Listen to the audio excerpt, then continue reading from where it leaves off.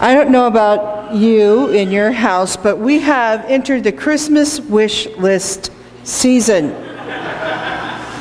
The truth is, the Christmas wish list season starts about 2 weeks after the birthday, because that's the next big opportunity to get a gift. And the conversations will go, well, you know, Mom, it'd be really good for the family to get a Wii U. I think that's some kind of a games thing, or a PS4, or an Xbox. That would be a good family Christmas present to get Mom. And if you notice, then the other stuff that they want individually, it's not something cheap. It's something that they see. You know those Segway things that are now coming around that you can buy? I think they're like $500, right, Eric? Eric was on Facebook with them. So yeah, now, you know, there's all these things they want. And it kind of reminds me, they do it in a nice way, you know, but it reminds me of like what the James and John did to Jesus, you know? It says that James and John, the son of Zebedee, came to him and said, "Teacher," they said, "we want you to do whatever we ask you to do."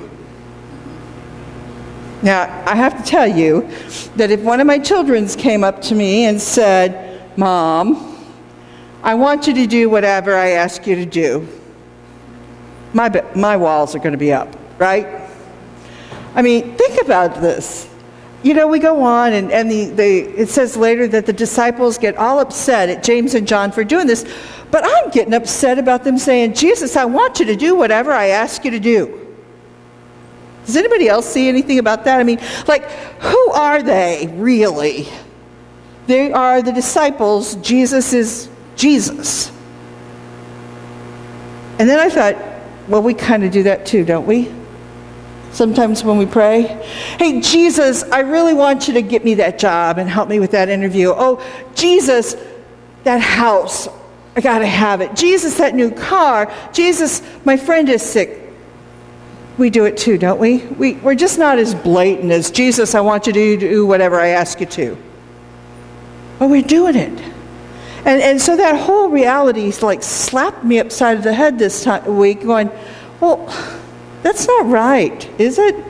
"Jesus, you're my big candy machine in the sky, and whatever I want, you give me." And that's not really a good relationship with Jesus. And Jesus begins to say, "Hey, guys, you're not getting it. You're not getting what we've been doing for the last 3 years." Because this whole conversation comes after the third time that Jesus has said, "Hey guys, this is what's going to happen in the near future. We're going to go to Jerusalem. Really ugly things are going to happen to me. I'm going to die." And then they say, "Hey, can we sit by your right and your left hand when you get into your kingdom?" Because they're thinking, "No, you're not going to die. You're not going to be tortured. We're going to walk into Jerusalem and you're going to sit down in the palace. And I want to sit right here and I want to sit right here while you're in the palace, and we'll have people feeding us grapes and awesome wine and cheese, and you know, it's just going to be fun, party time," right? That's what they're thinking. When you come into your own, let's party. And we want to be right here. Your buds, Jesus. They miss it. Mark Hoffman says, "This time it is James and John who followed Jesus' pronouncement with a request that shows how little they have learned. Instead of acknowledging Jesus' anticipation of suffering and death, they imagine a triumphant, regal scene with themselves sitting in positions of honor and the power at King Jesus' right and left hand."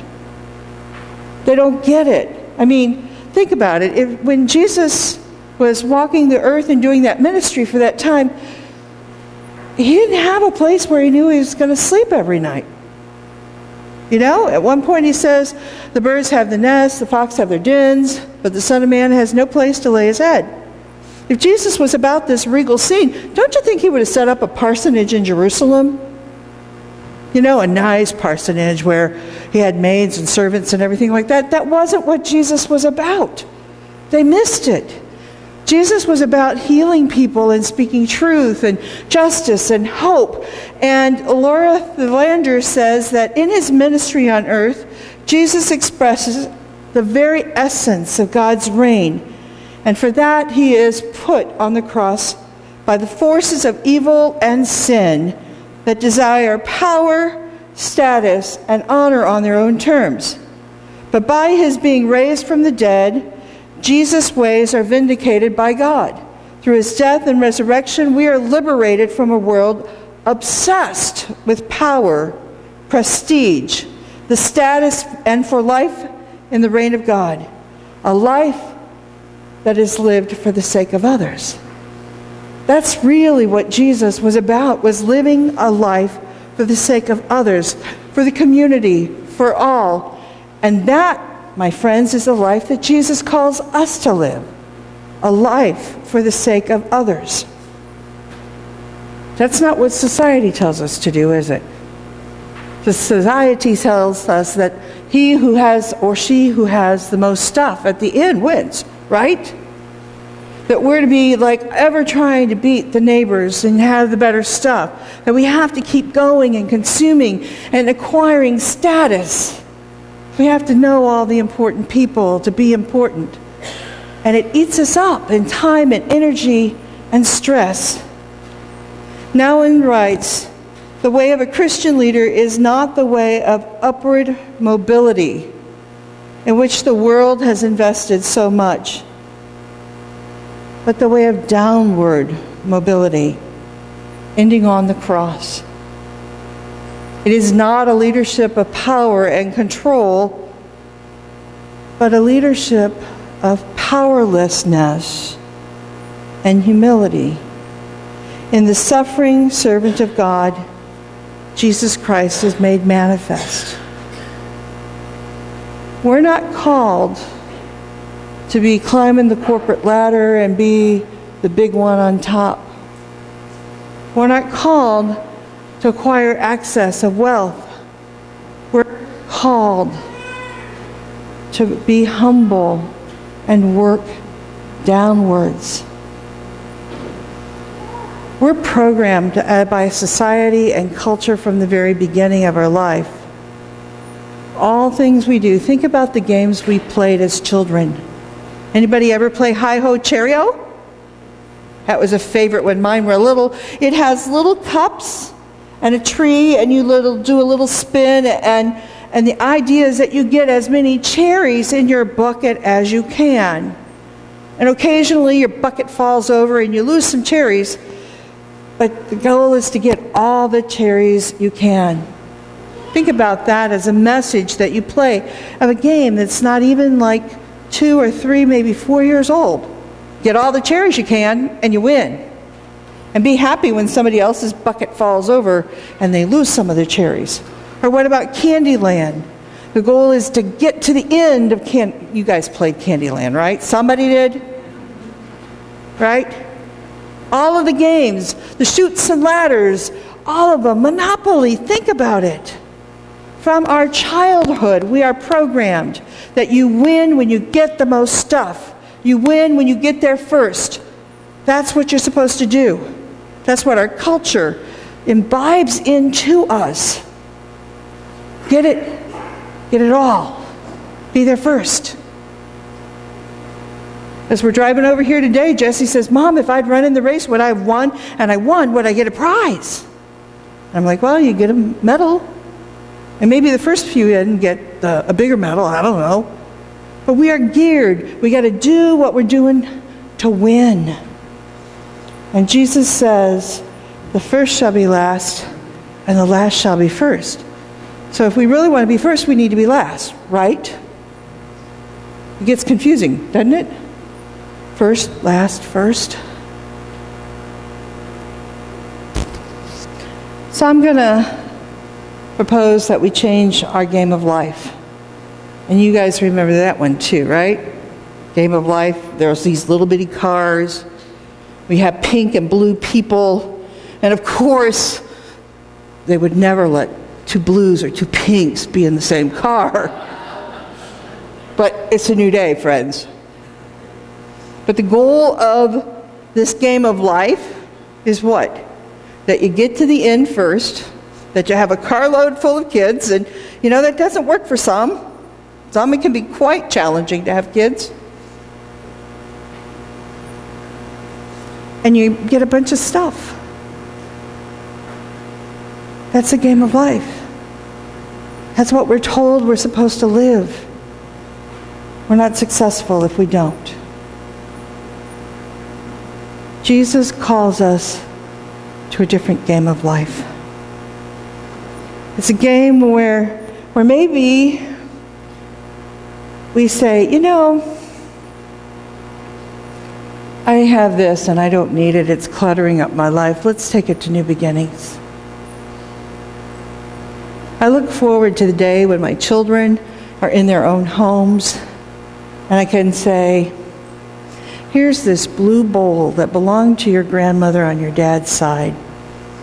And he thought a great deal about it, and it needs to be in your home now.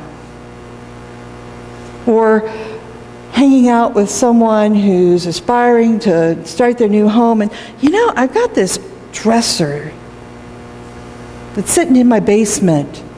It's really nice. Here, why don't you have it to add to your new home? Just so you have a piece of furniture. Or spending time with someone who's lonely. Oh, here's another way to play the game. Let's say you're at the grocery store and there's a really, really long line and you got your week's worth of groceries and you have waited for a long time and the person who comes behind you has just 3 things. Right? Hey, go ahead. And they'll look at you like, are you sure? This game of life is different because it's not a game about how much can I get, how fast can I go, how much prestige and honor can I obtain. It's really working and living in the way of being a servant. It's really being intentional to stop and wash feet of people around you. And yes, that might be a physical thing, like we do on Maundy, Thursday at a foot washing service, but it might be something different.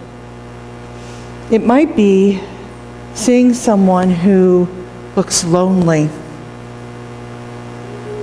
and engaging them. It might be finding a student who just has a glazed look in their eyes because they feel lost. And they're being bullied, but they don't know how to tell anybody because there's a shame in even being the bullied one, isn't it? I'm not smart enough or whatever to stand up to the bully. And stopping and saying, what's going on? Christ's invitation to us is to play a different game of life. Not one where when you win, you get to sit on a throne with a crown and have people feed you grapes. But one where at the end, there's not much that we have to deal with, and that the treasure is stored in the lives that have been touched. That's the game we're invited to. And when we play that game, we win. And here's a really good part about playing that game. The odds are in our favor to win, because it is counterculture. It's not by nature that we say, okay, I want to give it all up. Let me be last. After you. Let's see how many people go first downstairs at that cake, Helen. Friends, Jesus came. He lived a countercultural life. He saw people